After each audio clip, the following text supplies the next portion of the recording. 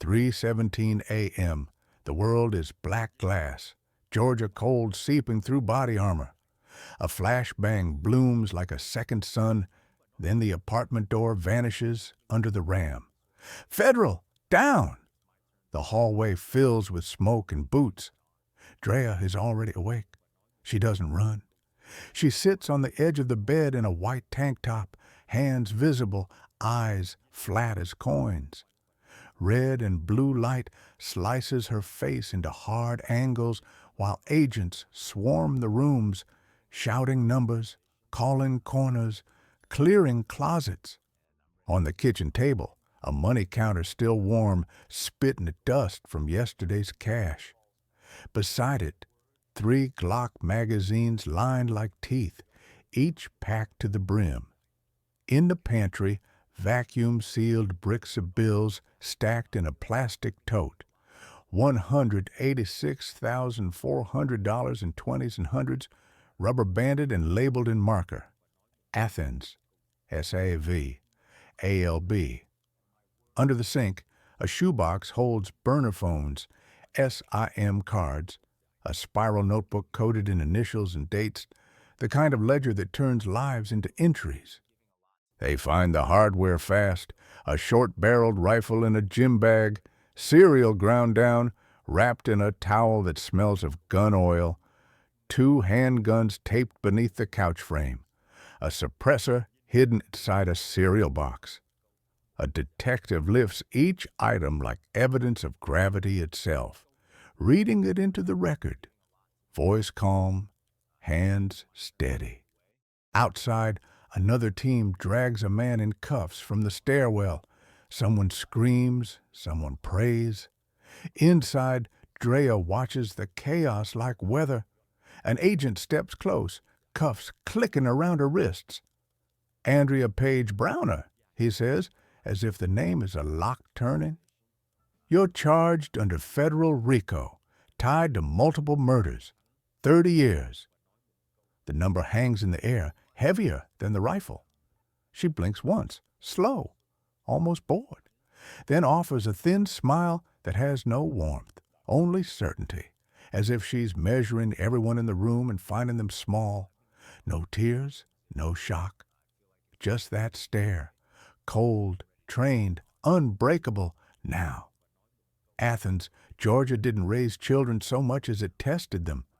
Andrea Browner learned that early in a peeling duplex, where the heat died every winter and the walls held secrets like stains. Her mother worked night shifts, coming home with swollen feet and a silence that felt like punishment. Her father drifted in and out like bad weather, leaving promises instead of groceries. At 9, Andrea could read a face faster than a book, could tell if a knock meant help or trouble. On the streets, she wasn't Andrea for long. A corner boy saw how she watched everything without flinching and laughed, calling her Drea, short and sharp, like a blade. The name stuck. Drea learned to move quiet, to run errands for older girls, to keep her mouth shut when sirens wailed. She stole food first, then time, skipping class to keep the lights on, lying to landlords, smiling at threats. The first time she saw real power, it wasn't a gun, it was a woman. Braids tight, nails clean, voice calm as prayer, handing out cash like she owned the air. People stepped aside for her. Men lowered their eyes. Drea felt it in her bones. Fear could be shaped, traded, worn like armor. She went home that night, stared at the cracked ceiling, and decided she would never beg again. Somewhere between 12 and 15, the softness drained out of her. She stopped dreaming about escape and started studying the game. Who had money? Who had protection? Who could make a problem disappear? In Athens, that was language. The invitation didn't come with a flyer or a handshake. It came in a bathroom at a Southside club. where the bass shook the mirrors and the air tasted of cheap perfume. Two women cornered Drea at the sink, older, composed, their eyes scanning her like inventory. One wore a thin gold chain with a small 6-point star pendant.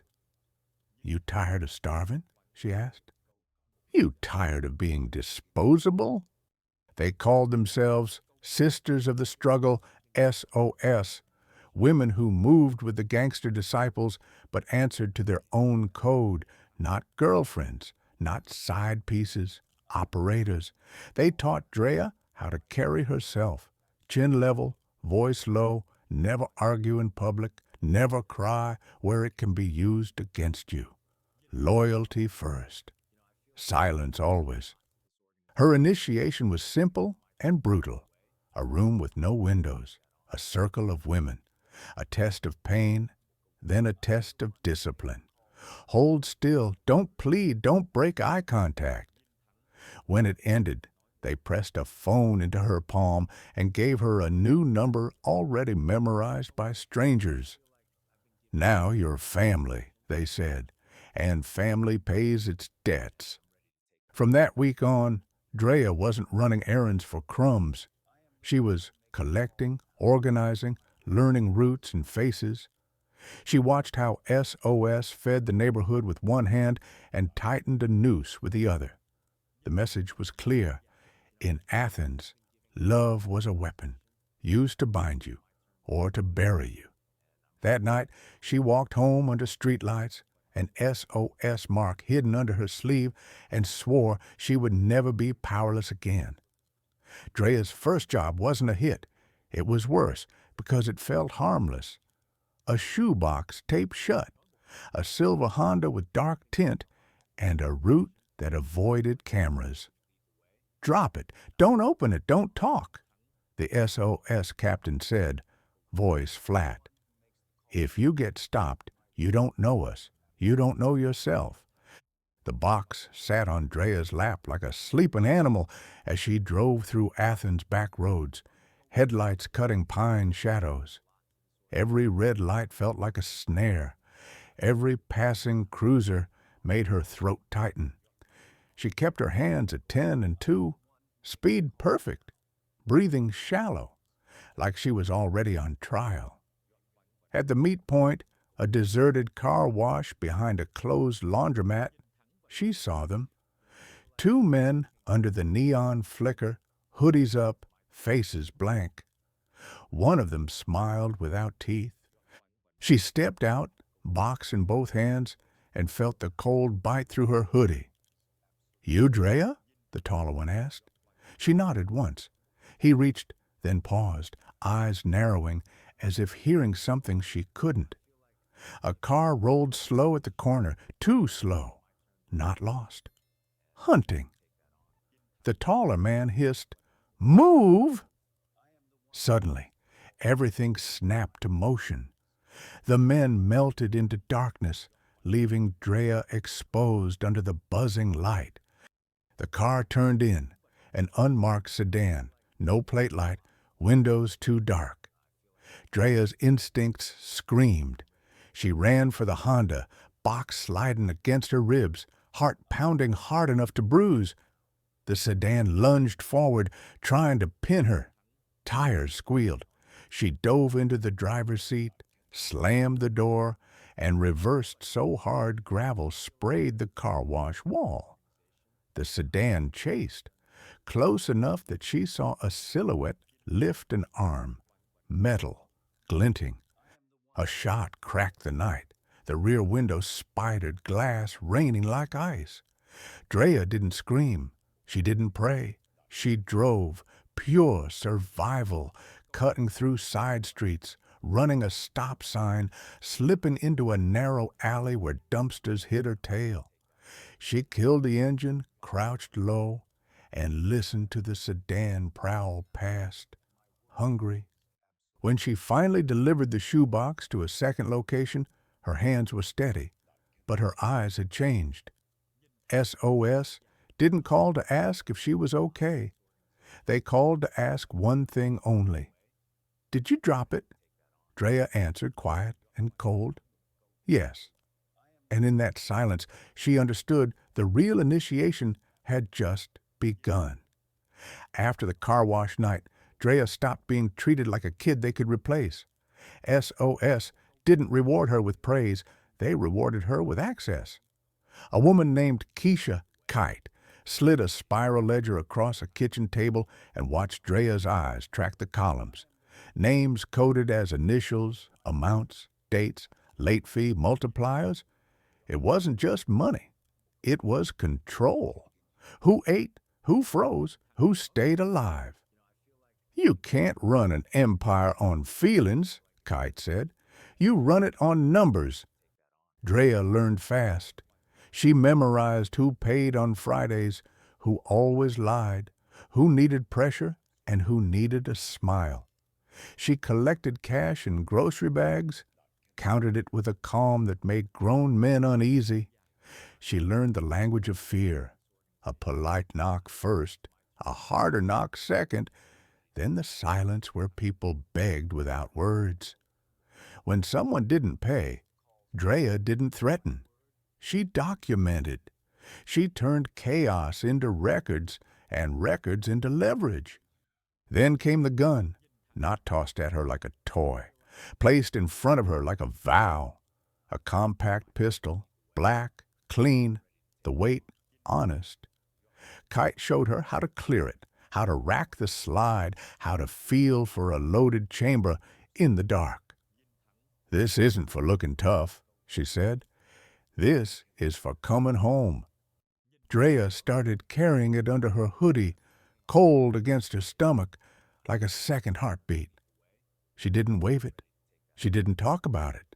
But her posture changed. Eyes sharper, steps quieter. She began coordinating pickups, moving bundles through safe routes, shifting cash between stash houses before police sweeps. At night, she sat with the ledger, rewriting the city into totals and debts, while the pistol rested beside the notebook. Numbers and bullets, twin engines of the same machine. And when Kite finally asked, "You ready to hold weight?" Drea didn't hesitate. She simply nodded, because she understood now. The ledger made you powerful, but the gun made that power permanent. The retaliation started as a rumor, then hardened into a command. A GD runner got picked up 2 blocks from a corner store, chest blown open in broad daylight. People said it was a rival crew. Others whispered, "Snitch work," the ugliest word in that world, the one that turned friends into targets. By nightfall, SOS phones lit up with the same message. No mourning, no questions, only balance. Drea sat in a cramped apartment where the blinds stayed shut even at noon. The air smelled of sweat, gun oil, and cheap candle wax. On the table, a printed photo of the dead runner now reduced to evidence of betrayal. Kite spoke like a judge. "They hit us. We answer. That's the rule." No one argued. In this system, grief wasn't an emotion. It was fuel. What shocked Drea wasn't the violence. It was the organization. A list appeared, names coded, addresses mapped, routines timed. One woman assigned lookout shifts like a manager building a schedule. Another checked stolen plates, swapped cars, updated burner numbers. The crew talked in calm sentences as if arranging deliveries, not deaths. Drea watched it all and understood what she'd entered, not chaos, but a machine built for revenge. Her job was logistics. She tracked phones, noted who was where, who owed what favor. She wrote down details in the ledger that didn't belong in any ledger, times, locations, green light signals. Every mark of ink felt like a step deeper into a tunnel with no exit. When she asked quietly, "What if the list is wrong?" Kite's eyes didn't soften. Then they should have lived cleaner, she said. We don't miss twice. On the ride home, Drea felt the pistol press against her ribs. Athens looked normal. Traffic lights, late-night diners, people laughing like innocence still existed. But she could hear the other city beneath it, the city of rules written in blood. Retaliation wasn't a choice, it was gravity.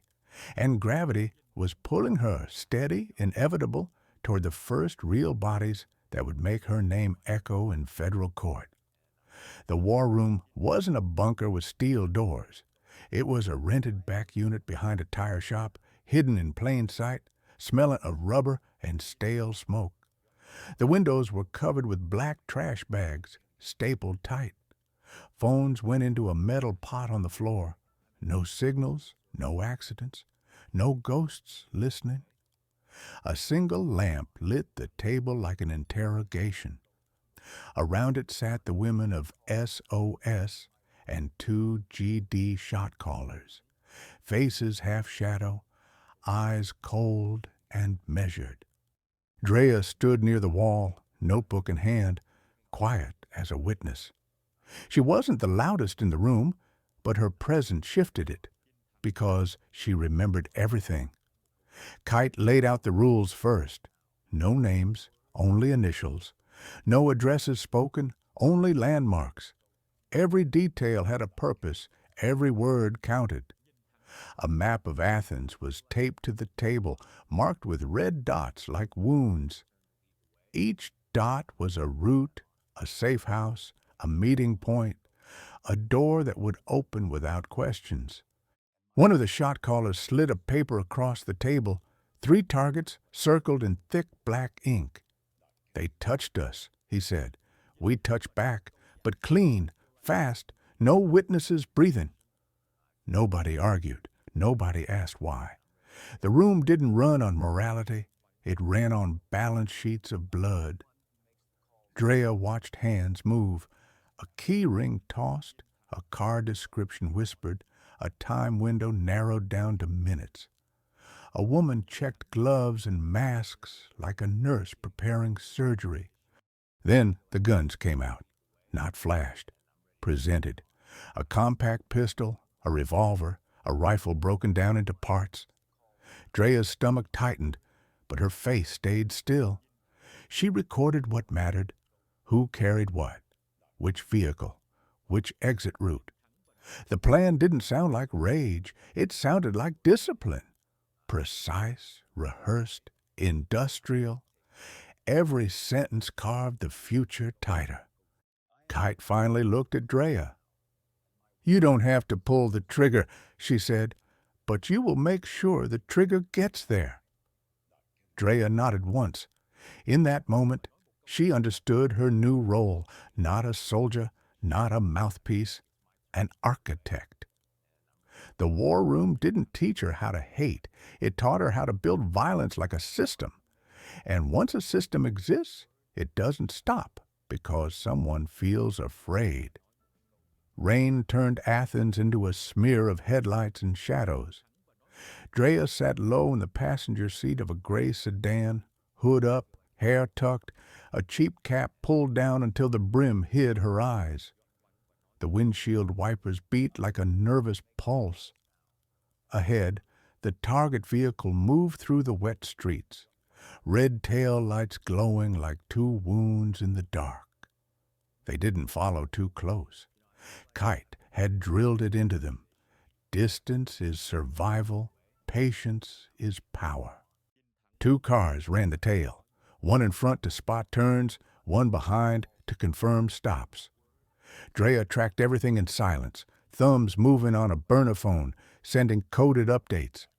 2L for second left, H for highway, S for stop. The driver, a young GD member with shaking hands, kept glancing at her for approval. Drea never looked back. Her calm was the anchor in the storm.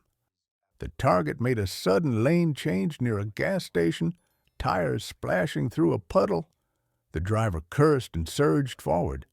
Drea's hand snapped to his arm. Easy, she said, voice low. You don't chase, you breathe. They drifted back into a safer gap, letting another car slide between them like camouflage. The city around them felt normal. Neon signs, diners, late-night laughter. But inside the sedan, the air was tight, chemical, dangerous. At a red light, the target paused. Drea saw the silhouette in the driver's seat, cigarette ember flicking like a tiny signal flare. For 3 seconds, everything aligned. Perfect distance, perfect angle, perfect chance. The young driver's fingers twitched toward the glove compartment where a weapon waited. Drea stopped him with a whisper that cut deeper than a shout. Not here, she said, not loud. The light turned green. The chance vanished. Discipline held.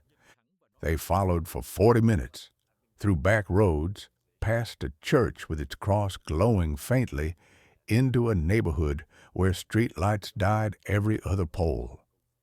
The target finally pulled into an apartment complex and parked under a dying lamp. The red tail lights went dark. Drea typed one final message. Home. Confirmed. Then she shut the phone off, listening to the rain drum the roof like applause from a crowd she couldn't see. As they drove away, Drea's reflection floated in the window, eyes hard, jaw steady. She wasn't hunting with rage. She was hunting with control. And control in this world was the difference between a plan and a funeral. 3 names sat on the list like loaded rounds. No last names, only initials and street tags, but everyone in the room knew who they were. Drea copied them into her notebook anyway because ink was memory and memory was power. The targets were labeled talkers, suspected of feeding police whispers for favors, trading freedom for the gang's blood. Proof was thin. Hearsay, a jailhouse rumor, a girlfriend's angry mouth. But in this world, suspicion could sign a death warrant. Kite laid out photos under the lamp. Grainy faces, porch angles, a work schedule pulled from social media. One mistake, she warned, and we don't bury enemies, we bury ourselves. Drea studied the details like a surgeon studies arteries. Target 1, a warehouse shift, off at 2:40 a.m., always alone. Target 2, a cousin's house on weekends, the same blue pickup parked out front. Target 3, the dangerous one, armed, moving unpredictable, the kind that made plans bleed. A list was supposed to be paper. This one felt alive, breathing, demanding. Drea asked the question nobody liked. What if one of them isn't? The room turned its eyes on her, not angry, disappointed. Kite's voice stayed calm. Then they should have chosen better friends. The rule is the rule. Drea nodded, face empty, and wrote 3 check marks beside 3 names. Outside, Athens' rain kept falling, washing sidewalks clean. Inside, the decision was made, and no amount of water could rinse it away. In her chest, the future clicked into place. Midnight turned the city into a muzzle. The crew waited in a stolen sedan behind an abandoned storefront, engine idling low, exhaust dissolving into cold air. No music, no chatter. Only the hiss of rain and the soft click of a magazine being seated. Drea sat in the back seat with the phone, screen dimmed, tracking the target's last movement like a heartbeat on a monitor. Her voice stayed flat, surgical. 2 minutes, she murmured. He's walking. Headlights cut across the alley, then died. The sedan rolled forward, slow, controlled, tires whispering over wet asphalt. Ahead, The warehouse gate spilled a thin strip of light onto the road. A lone figure stepped out, shoulders hunched, collar up, cigarette ember glowing. He didn't see the trap closing because traps don't announce themselves. The front passenger lifted the pistol and racked it once, a sound so small it could have been a cough. The driver lined them up with the same calm used to park at a grocery store. Drea's thumb hovered over the burner phone, ready to send the next signal, but she didn't need to. This part was already written. The sedan stopped beside the target like a question pulling up for an answer. The window dropped. For half a second, the target leaned toward the car, thinking it was someone he knew. Then the gun flashed. One shot, two, three. The muzzle light stuttered in the rain like broken lightning. The target's body jerked, stumbled, then folded onto the pavement with a wet slap that sounded unreal. His cigarette bounced, spinning, still burning like a tiny, stubborn life. No screaming, no dramatic pause. The shooter checked the body with one cold glance and fired again to erase doubt. Blood crawled across the asphalt, mixing with rainwater, turning the gutter into a thin red river. Drea didn't flinch. She watched the angles, the timing, the absence of witnesses, every detail that would matter later in court. The sedan pulled away before the echoes finished dying, disappearing into the night as if the city itself had swallowed it. The bodies didn't stay where they fell. That was the rule. A murder scene was a billboard, and billboards attracted attention. Before dawn, Drea was in a different car, different hoodie, different name, driving behind a panel van with no markings. The rain had stopped, leaving the street slick and silent, like the city was holding its breath. Inside the van, the smell was metal and bleach. Too clean, too wrong. They pulled into a storage facility on the edge of town where the security lights buzzed like insects. A keypad gate opened with a stolen code. Cameras pointed down, but a man in the crew had already looped the feed for 6 minutes, long enough to move nightmares without being recorded. Unit 114 waited at the far row, its roll-up door already dented, padlock replaced twice in the past month. This place wasn't for furniture. It was for forgetting. Drea stood watch while 2 men dragged a heavy bundle from the van. The tarp was wrapped tight with duct tape, corners dark with seepage. Every scrape against the concrete sounded loud enough to wake the dead. Kite's voice came through the phone, calm as ice. No mess, no mistakes. Drea's eyes scanned the lot. Empty stalls, distant highway hum, a stray cat slipping between units like a ghost.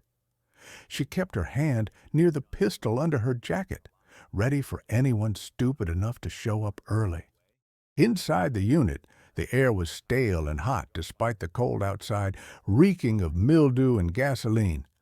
They pushed the bundle behind stacked boxes labeled Christmas and books, hiding horror under normal words.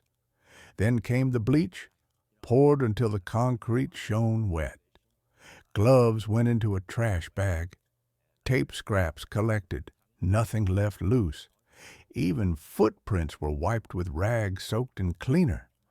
When the door rolled down, it slammed like a coffin lid. Drea stared at the metal, expression blank, while the padlock clicked shut. The secret was sealed, not by faith, not by luck, but by procedure. In the van as they drove away, she texted one message in code. Unit safe. Her finger didn't tremble. Her heart didn't race. That was the scariest part. How quickly death became inventory. By sunrise, Drea was back in her apartment as if nothing had happened. She showered with water so hot it scalded the steam into the mirror, scrubbing her hands until her skin turned raw, not from guilt, just habit. She dressed in clean clothes, braided her hair, and made coffee like it was a normal morning. Outside, neighbors carried trash bags and argued about parking spots. Inside, Drea's phone vibrated with coded messages that felt like weather reports. Done. Safe. No eyes. When Kite called, Drea didn't ask who bled or how loud it was. She asked about timing, routes, loose ends. "Any cameras?" she said, voice steady. "Any plate seen?" Kite answered in short bursts, approving the calm more than the outcome. The men in the crew bragged to each other later, nerves disguised as laughter, but Drea stayed quiet. She knew celebration was how you got careless. Careless was how you got buried. She opened her ledger and wrote new entries beneath old ones. Money collected, debts enforced, names moved from one column to another. She didn't write the murder. She didn't write the storage unit. Those details lived in her head, filed away in a locked room where emotion wasn't allowed to breathe. In her world, tears were evidence. Panic was a confession.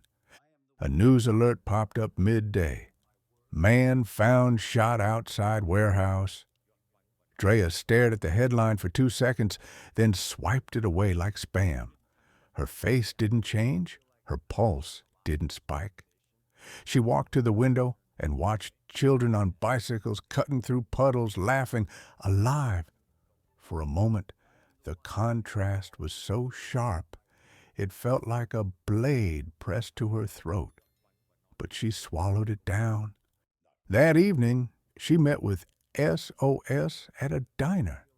Under bright lights and cheap music, she ate fries, joked softly, looked like any other young woman surviving Athens. No one around them could see the weight she carried. A plan executed in minutes, a secret rolled behind a metal door, and a future tightening like a noose. Drea's calm wasn't strength, it was training. It was the ability to turn murder into routine, because routine was how monsters stayed invisible. The case didn't begin with a confession. It began with something small enough to hide under a fingernail. A single shell casing gleaming in a gutter half washed by rain. A patrol officer spotted it at first light near the warehouse gate, crouched down, and bagged it like it was nothing. But in the lab, nothing stayed small. The brass carried a fingerprint no one could see. Rifling marks, firing pin chatter, microscopic scars that spoke a private language. Detective Marlon Reeves stared at the photos on his desk, the body under a tarp, the blood trail thinning into storm water, the casing circled in red. He'd worked Athens long enough to know the rhythm of gang retaliation. Quick strike, no witnesses, clean exit. Yet something about this felt rehearsed, almost corporate. Reeves called for ballistics, then for phone ping data around the time window, a narrow slice of minutes, a narrow slice of towers. The net didn't catch a fish. At first it caught shadows. Then the first crack. A traffic camera 2 blocks away showed a gray sedan drifting through an intersection at 12:04 a.m. Headlights off for 3 seconds, then on again. Not proof. Not yet. But Reeves recognized the move. A driver killing lights to avoid reflections on wet glass. He pulled the footage frame by frame, zooming until pixels became lies. The plate wasn't readable, but the sedan had a rear dent shaped like a crescent moon. Reeves pinned the still image to the board and added the casing report beside it. The marks matched a firearm from another unsolved shooting 3 months earlier. Different victim, same signature. That's when the room got quiet. 2 incidents didn't mean coincidence. 2 incidents meant a shooter with a routine. Reeves leaned back, exhaled slow, and wrote one sentence on a yellow pad. Same gun, same crew. The city kept breathing like it didn't care, but the investigation had teeth now. One casing, one dented sedan, one pattern beginning to rise from the dark, slowly, stubbornly, like a corpse refusing to stay buried. Reeves didn't chase faces first. He chased signals. In a world like Athens, people lied, but phones kept records. A subpoena hit the carriers like a hammer, pulling tower dumps for a 4-minute window around the warehouse shooting. Hundreds of numbers surfaced, most of them ordinary. Late-night workers, insomniacs, couples fighting in cars. Reeves filtered, cross-matched, and watched a cluster appear. 4 burners that pinged the same 2 towers, moved together, then went dark at the exact same minute. Ghost behavior, coordinated, professional. Federal partners stepped in quietly, the kind that don't wear uniforms and don't ask twice. They built the wire package in layers, pen registers, trap and trace, then full intercepts. A judge's signature turned whispers into evidence. Soon, headphones filled the task force room, and voices began bleeding through static like confessions trying to hide. The language was code. Shopping meant weapons. Birthday meant retaliation. Laundry meant cash. They never said kill, they said handle. They never said body. They said bag. It was cold business talk wrapped around violence. Reeves listened to one call twice, then 3 times, catching the rhythm beneath the words, the order of command, the silence where fear lived. Then the pattern sharpened. Numbers changed every few days, but the habit stayed the same. Calls made only in bursts, short sentences, long gaps. Phones that never stayed powered on. SIM cards swapped like socks. Yet even ghost phones leave fingerprints where they recharge, which stores sell the same cheap models, which tower they always come home to. Reeves pinned printouts to the board until the wall looked like a storm map. One location kept repeating, a South Side block where SOS was rumored to operate. On a rain-slick Tuesday, the intercept caught a voice.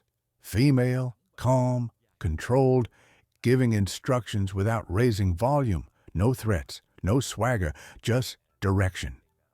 Reeves leaned forward as if the sound could cut him.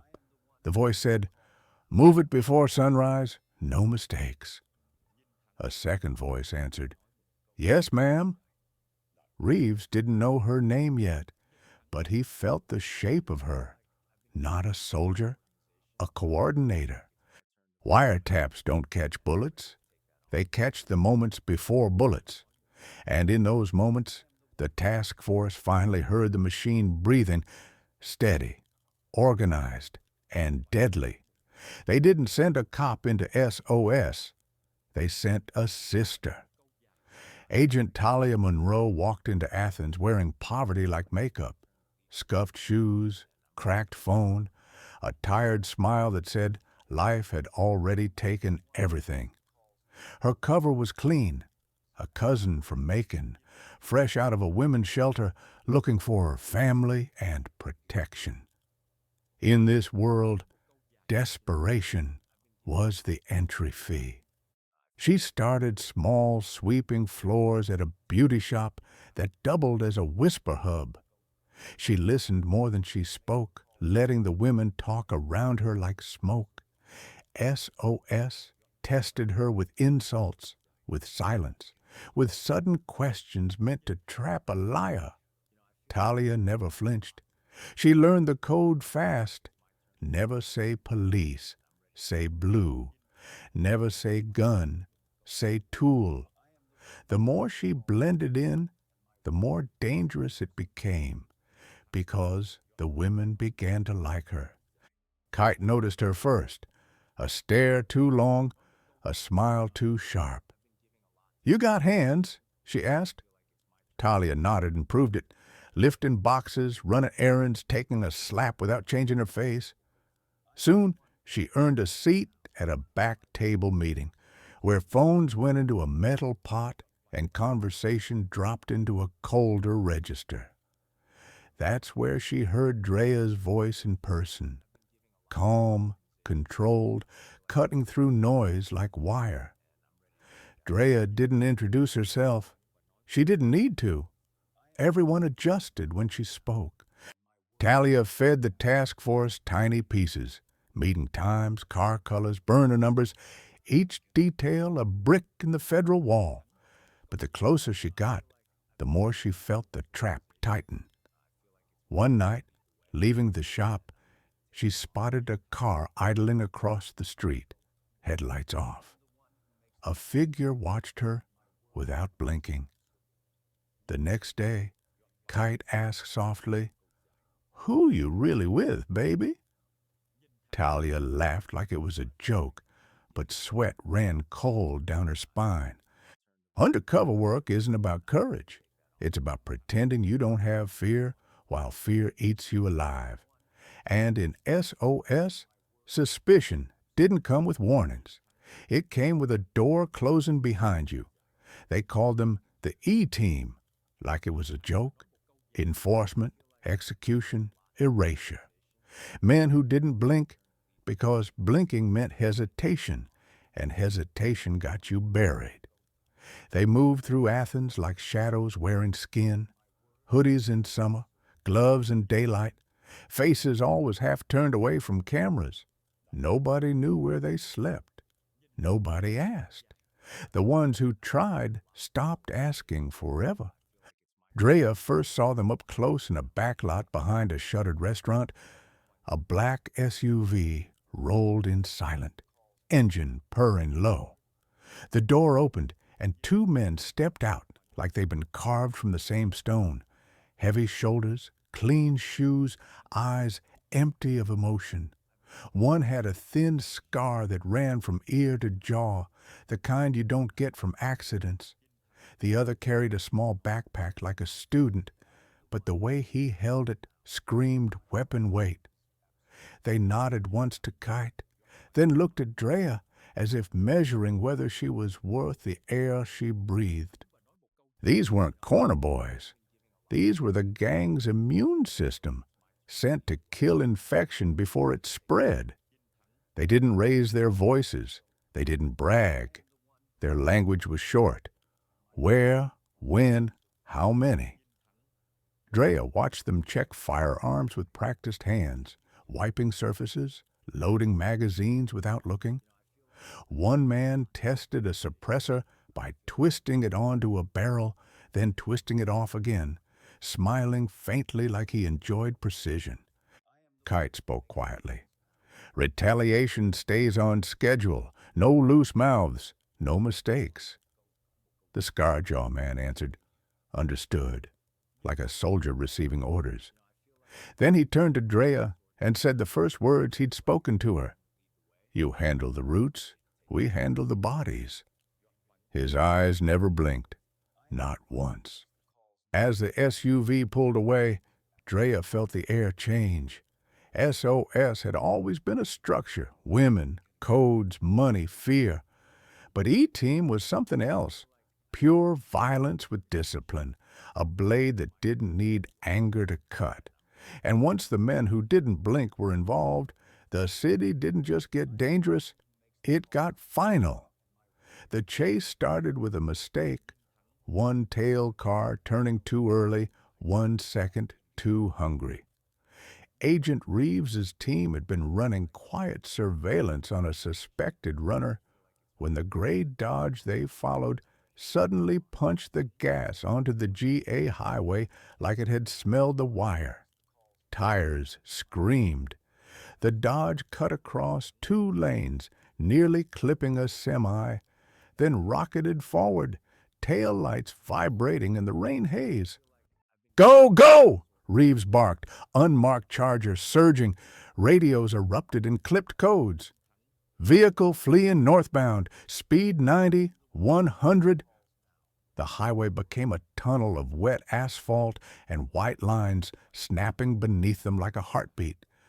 The Dodge weaved with reckless skill, no panic, no random swerves, only calculated violence, as if the driver had practiced escape routes the way others practice prayer. Up ahead, a second car merged from an on-ramp, black SUV, tinted windows, moving too perfectly. It slid between the Charger and the Dodge, blocking the lane like a wall. Reeves's driver jerked the wheel, narrowly missing the SUV's bumper. For a breath, Reeves saw the passenger inside turn his head, eyes dead calm, no fear. Then the SUV brake checked them hard.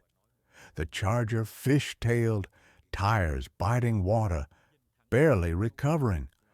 Gunfire wasn't loud at first. A window cracked open, a hand appeared. 2 shots snapped across the rain, punching sparks off guardrail. Reeves ducked instinctively. "Shots fired!" The radio screamed back. The SUV accelerated, trying to force them into the median. Reeves felt the pure animal truth of it. This wasn't just running. This was hunting the hunters. The driver floored it.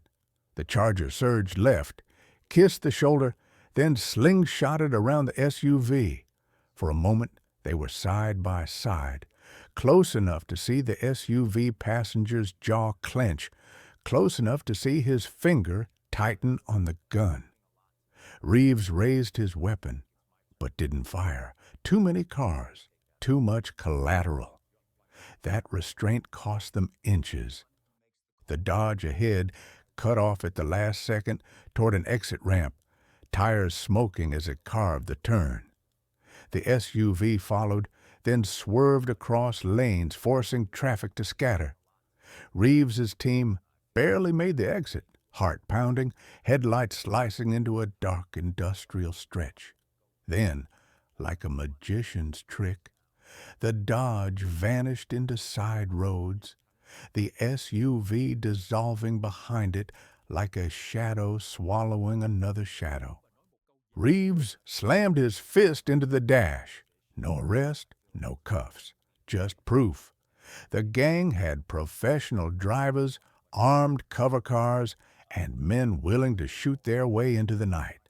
And now the task force knew. This case wasn't walking toward them anymore, it was charging.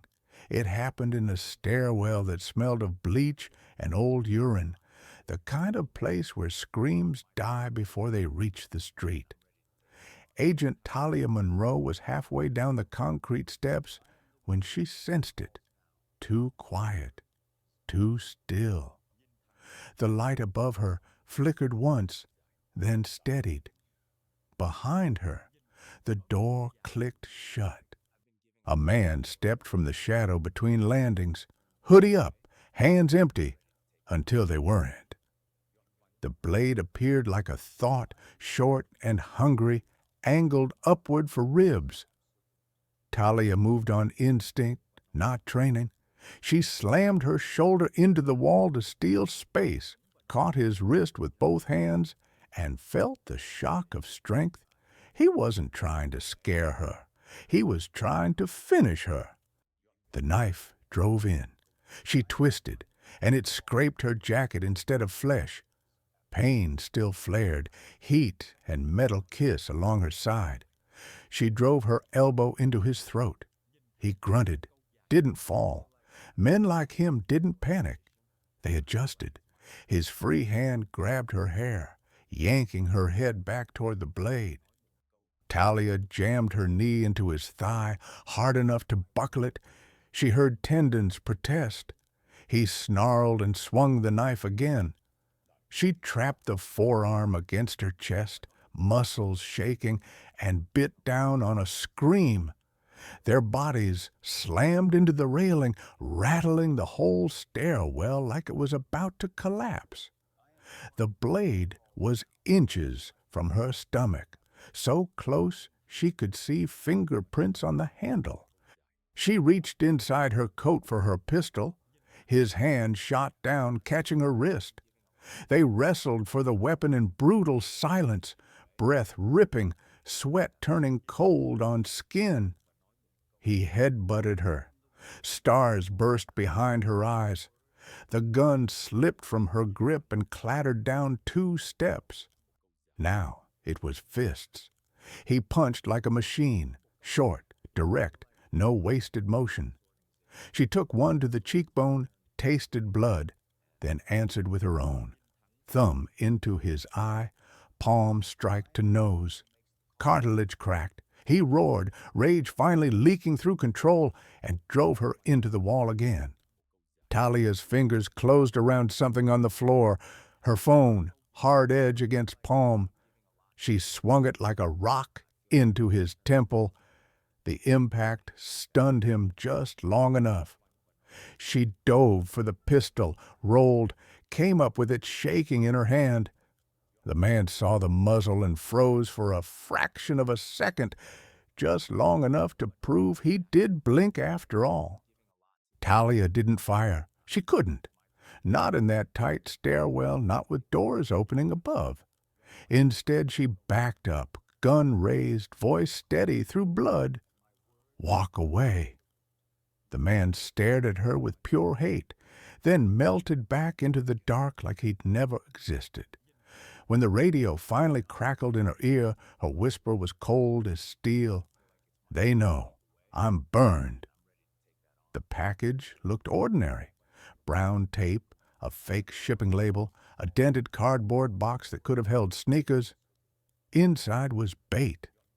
$40,000 in marked bills, 2 pistols fitted with micro-trackers, and a thin GPS chip stitched into the lining like a secret heartbeat.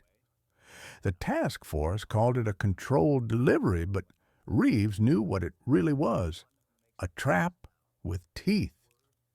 Cameras were hidden across the drop zone, agents tucked into parked vehicles, rifles angled low behind tinted glass. Every radio stayed quiet, every breath held. A runner arrived first, hood up, scanning the lot like a rat sniffing poison. He texted once, then stood still, waiting for permission to touch the box. Minutes later, a gray sedan rolled in, slow, smooth, too calm. The passenger stepped out, grabbed the package with gloved hands, and didn't even look inside. That confidence told Reeves everything. They trusted the system. They trusted their protection. The sedan pulled away, and the trackers woke up like a pulse.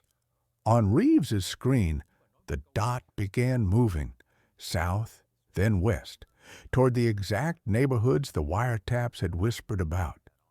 Reeves leaned forward, eyes locked on that tiny glowing point, and murmured, "Now we follow the money and let it lead us to the people who think they're untouchable." The tracker dot stopped behind a row of tired duplexes, where porch lights stayed off even at dinner time. Reeves watched from 2 blocks away, binoculars pressed to his face, as the gray sedan slipped into a narrow drive and vanished beneath a sagging awning. No one carried the box in the open. 2 men formed a human wall while the passenger moved fast.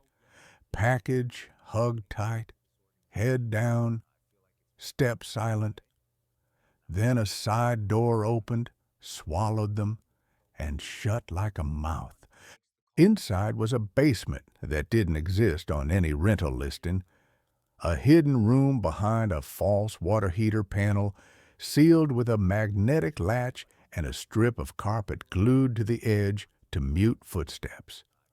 Fluorescent lights buzzed overhead, painting everything sickly white. Cash was stacked in plastic tubs, bundles labeled by city, dates, initials. A money counter chattered like an insect. On a folding table sat weapons laid out with obsessive order.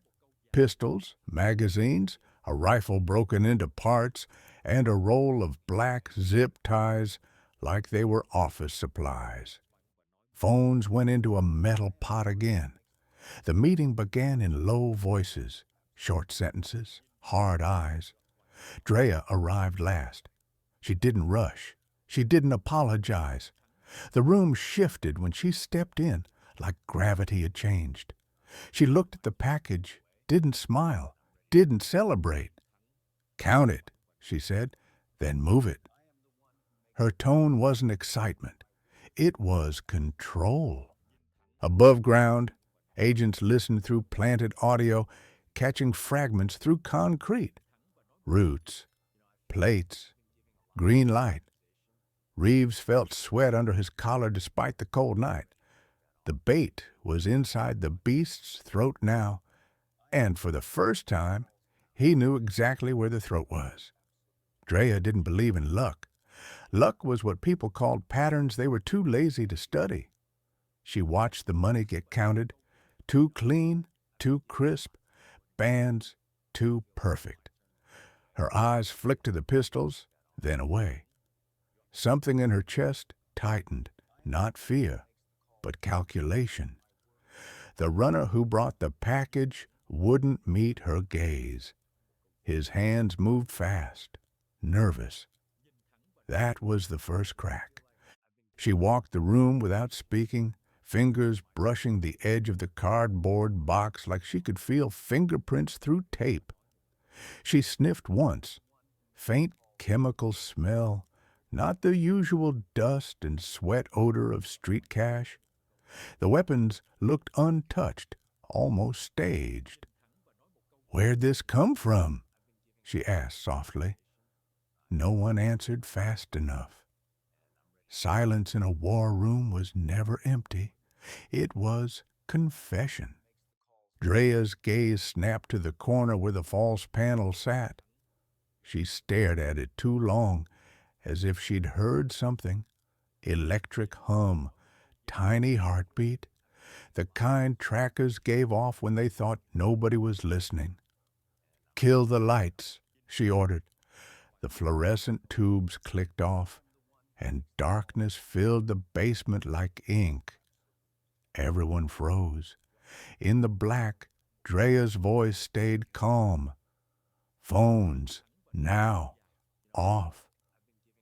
Burners went dead one by one. Kite whispered, "You think it's a setup?" Drea didn't answer with panic. She answered with certainty. "I don't think," she said. "I know."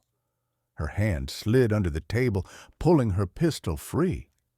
The E-team men shifted, ready, eyes blank. Drea crouched, pressed her ear near the box, and heard it. Soft, rhythmic, artificial. A pulse that didn't belong to Cash. For a second, the basement held its breath. Then Drea smiled, thin, cold. "They're watching?" she murmured. "So let's give them a show." The major operation was scheduled like a funeral.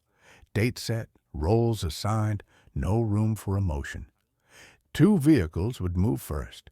A decoy SUV running clean plates, carrying nothing but bodies and guns, built to draw attention. Behind it, the real load, cash, weapons, and a sealed duffel with the kind of evidence that could ruin leaders, would travel in a white cargo van with a fake contractor logo. Drea sat in the front passenger seat, hood up, eyes fixed on the road, a burner phone in her palm like a detonator. The route cut through back highways and dead industrial corridors where cameras were rare and streetlights flickered like tired witnesses. Radios stayed off. Communication was short text only, coded in numbers and emojis that meant death without saying it. The E-team rode in the decoy, silent, prepared to crash, shoot, or burn the road if police appeared. This wasn't a delivery, it was a statement, proof the organization could still move weight under federal pressure. At 1:42 a.m., the convoy rolled past a roadside diner and merged onto the highway. For 10 minutes, it went perfect. No tails, no cruisers, no sudden headlights. Drea allowed herself one breath, then tightened again. She'd smelled the setup, but she refused to retreat. Retreat invited predators. So she escalated. If the government wanted a show, she'd give them one, an operation so clean it would make the task force doubt their own eyes. Ahead, the decoy SUV flashed its brake lights twice. The signal. A dark sedan had merged behind them, keeping distance like it knew the dance. Drea stared into the side mirror, expression unchanged. "We're not alone," she whispered, and the convoy didn't slow. It accelerated, pushing deeper into the night, carrying its secrets toward the edge of a city that was about to explode. The betrayal didn't come with a speech. It came with a vibration. Drea's burner phone buzzed once, then twice, an incoming text from a number that shouldn't exist anymore. The screen flashed a single line. "Turn around. They're on you."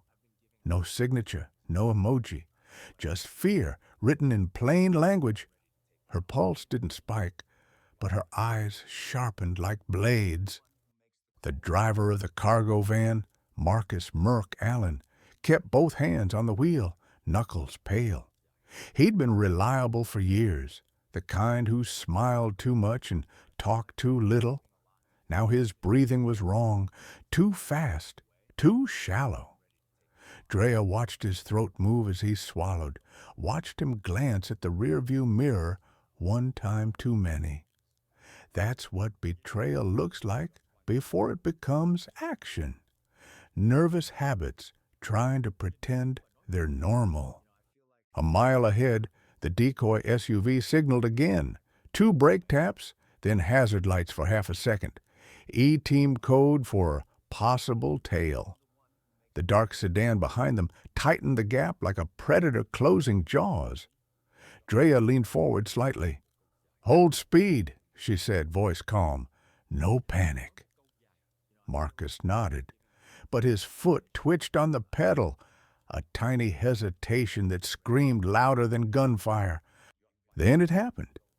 Marcus reached down, pretending to adjust the heater, and his thumb hit something hidden beneath the dash. An old-school kill switch connected to a second tracker Drea didn't know existed. Her phone vibrated again. This time, it wasn't a message. It was the realization. He wasn't warning her. He was confirming her location. Drea's hand slid under her jacket, fingers wrapping the pistol grip. She didn't point it. Not yet. She stared at Marcus's profile, sweat on his temple, jaw clenched like a man holding back a scream. "Who paid you?" she asked softly. Marcus didn't answer.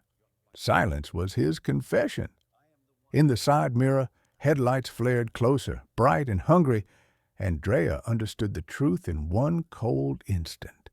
This major operation wasn't collapsing from federal pressure. It was collapsing from inside the car. The ambush hit at an overpass where the highway narrowed and the shoulder vanished. The dark sedan behind them suddenly surged, headlights flooding the van like an interrogation lamp.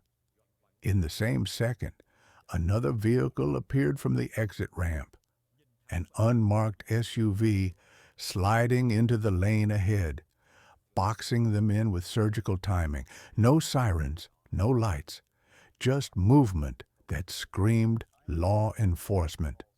Marcus swore and jerked the wheel. The cargo van fish-tailed, tires skimming rain-slick asphalt. Drea's hand came up with the pistol, but she didn't fire. Too many variables, too many innocents on the road. The decoy SUV ahead braked hard, then swerved sideways like a shield, trying to block the lead car. Metal screamed as bumpers kissed, a flash of sparks. A gunshot cracked the night. "Move!" Drea barked. Marcus slammed the gas. The van rammed the decoy's rear corner, forcing a gap just wide enough to slip through. The lead SUV tried to close it. Too late. The van shot forward like a bullet, engine screaming. Behind them, the dark sedan's window dropped and a muzzle flashed. Glass exploded from the van's rear door, showering the cargo space with sharp glitter. Drea twisted, fired 2 controlled shots toward the sedan's engine block, warning, not mercy. The sedan veered, wobbling, but stayed alive. Then the trap tightened again. Up ahead, a cruiser finally lit up, blue and red washing the wet road like blood and water. The convoy had been funneled, forced into a corridor of flashing lights and closing steel. Marcus's hands shook. Drea grabbed his collar and hissed, "Don't you freeze!" His eyes flicked to her, guilty, terrified. In that glance, she knew he'd sold them, and now he wanted to survive his own betrayal. The van cut off onto an industrial service road, bouncing over potholes, nearly rolling. Tires screamed around a turn. Another unmarked unit clipped their rear, sending them sideways. Drea felt her shoulder slam the door. The pistol almost slipped. She caught it, teeth clenched, and watched the road ahead narrow into darkness. The ambush wasn't ending. It was escalating into a full collapse where only violence, speed, and cold decisions would decide who walked away. Dawn didn't rise softly over Georgia that day. It came with helicopters. At 5:12 a.m., the first team hit the South Side duplex. Doors splintering, flashbang blooming, agents pouring in like floodwater. "Federal, hands!" Across Athens, 9 more teams moved at the same minute, synchronized like a firing squad. Warrants in hand, long guns low, body cams blinking red. Reeves watched the live feed on a tablet inside the command van, listening to radio traffic stacked like gunfire. 1 in custody, 2 in custody, weapons recovered, cash recovered. In one house, they found a closet wall cut open into a false cavity, 3 pistols wrapped in towels, ammo boxes stacked like bricks. In another, a kitchen cabinet held vacuum-sealed bundles of money, bands stamped in ink, totaling $312,700. A ledger was seized. Initials, dates, payments, penalties, proof that fear had been itemized. At a storage facility on the edge of town, agents breached Unit 114 with bolt cutters. The roll-up door screamed as it rose, revealing boxes labeled like ordinary life. Christmas, books, kitchen, stacked in front of something far heavier. A foul, sweet rot leaked into the air. One agent stepped back and swore. Another raised his sleeve over his mouth. What they found inside turned the entire case from gang rumor into federal nightmare. By 6:03 a.m., the last location was cleared. Drea's apartment door came down hard. She was on her feet instantly, eyes cold, hands visible. No screaming, no begging, just that same flat stare as cuffs clicked shut. Reeves heard an agent read the charges aloud: RICO conspiracy, murder-linked violence, firearms causing death. Each word a nail. Drea's expression didn't break. She looked past them as if measuring the sun itself, and the silence on her face felt more dangerous than any weapon they carried.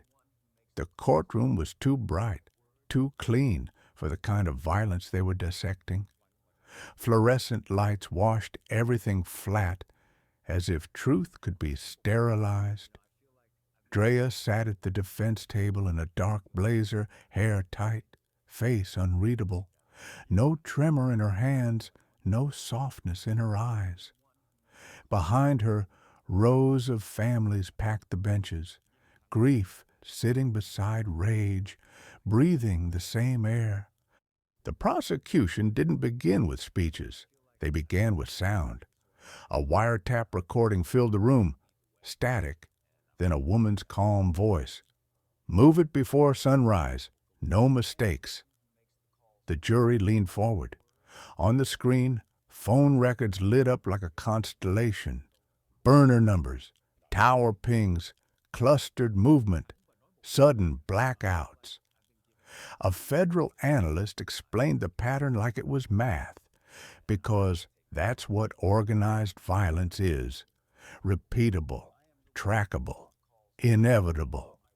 Then came the photos: the warehouse gate, the blood on wet asphalt, the single shell casing, the ballistics chart linking it to earlier shootings. Drea didn't flinch. She watched the evidence like she'd already accepted the ending. When the storage unit footage appeared, agents lifting the roll-up door, the smell hitting them like a punch, several jurors swallowed hard. A detective testified that the unit held what the streets had whispered about for months: bodies hidden behind fake labels, death boxed like property. Witnesses followed, one by one, voices shaken as they described SOS meetings, E-team men, code words that turned murder into errands. A cooperating insider pointed at Drea without drama. "She wasn't loud," he said. "That's why she was dangerous. When she spoke, everybody moved." Defense objections rose and died. The judge's gavel kept rhythm. By the end of the week, the jury wasn't listening for whether crimes happened. They were listening for who engineered them. The courtroom became a slow execution of denial, each exhibit tightening the chain. Drea's eyes stayed cold, but in the silence between recordings, the truth echoed louder than any gunshot. The city had been turned into a machine, and now the machine had been brought into court. The verdict came on a morning so ordinary it felt cruel. No thunder, no sirens, just the soft murmur of a courthouse waking up. The jury filed in, 12 faces tight with exhaustion, eyes avoiding the gallery as if looking too long might make the dead speak. Drea stood when told, hands clasped in front of her, chin level, expression carved from stone. She didn't glance at the families. She didn't search for comfort. She looked straight ahead, as if staring down the future could make it blink first. The foreperson's voice trembled on the first word. "Count one." A pause long enough to choke on. "Guilty." The room didn't erupt. It absorbed the word like a bullet entering flesh. Reeves felt the shift, air pressure changing, a chapter closing. The clerk continued, count after count, each one landing heavier. RICO conspiracy tied to violent enterprise, Vicar murder, firearms used to cause death. Guilty, guilty, guilty. The verdict wasn't a surprise anymore. It was confirmation that the machine had been mapped, named, and broken. Somewhere behind Drea, a woman stifled a sob. A man whispered a prayer through clenched teeth. The judge watched Drea carefully, waiting for emotion, for collapse, for anger, anything human.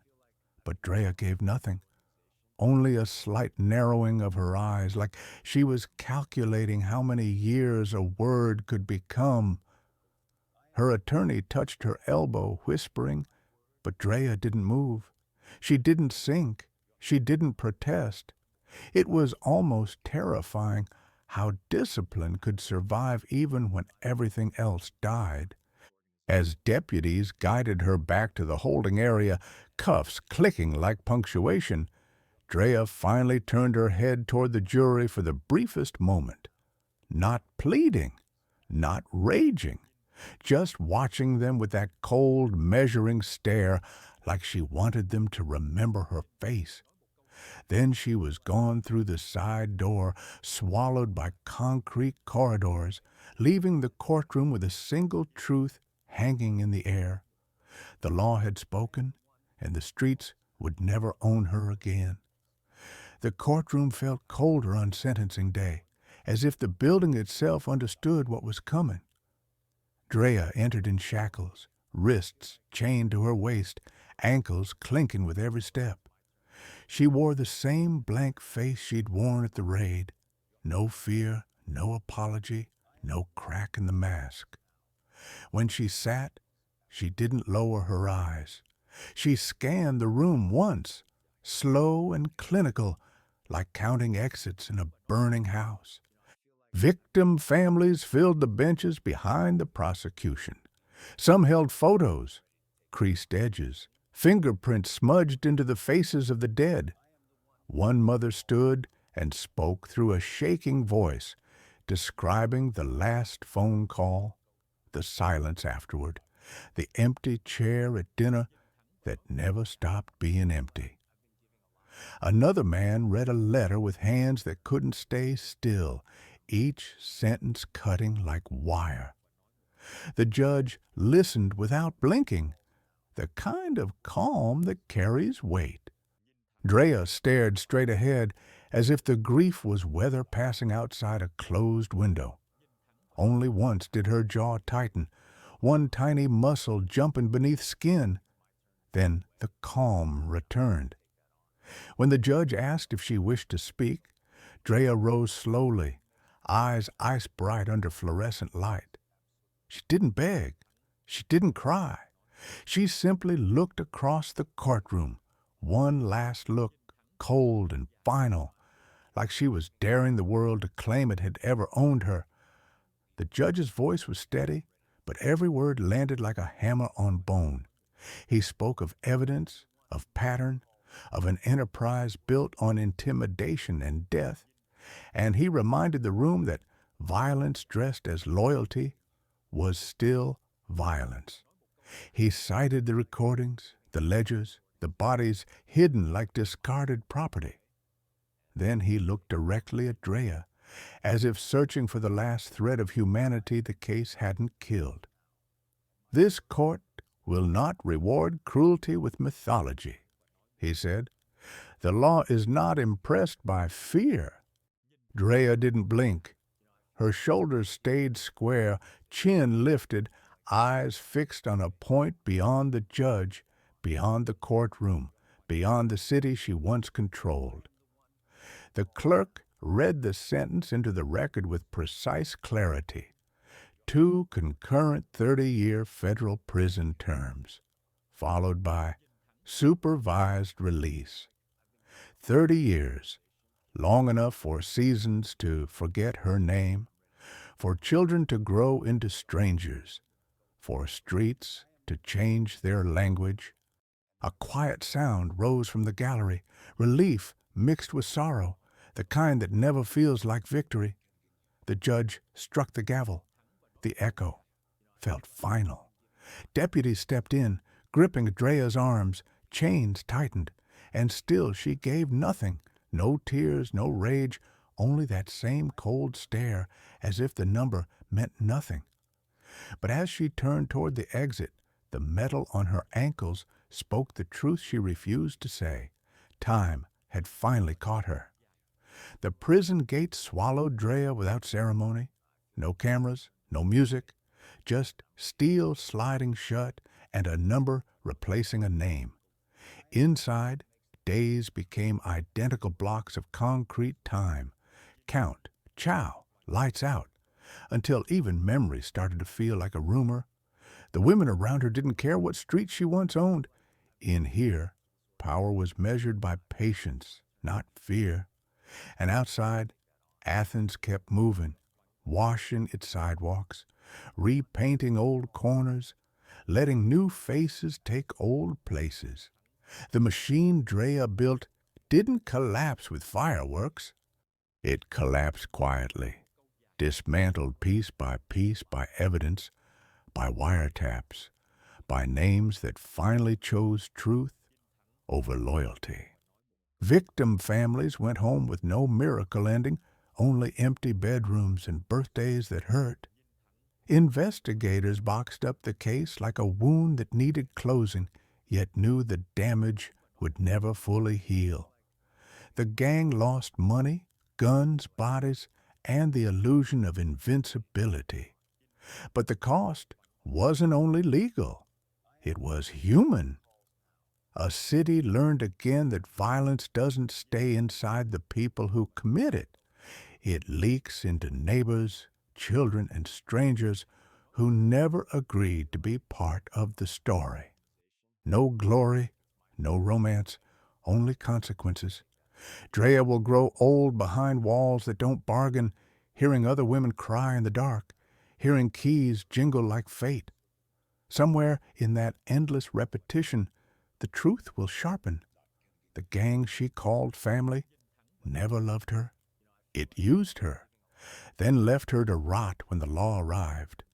And that is the final warning the file leaves behind. When a gang becomes your family, what do you become when that family demands blood? When loyalty is measured in bodies, what part of your soul is still yours? The question doesn't shout. It whispers, quiet as a prison corridor at midnight, waiting for anyone listening to choose a different path before the door closes.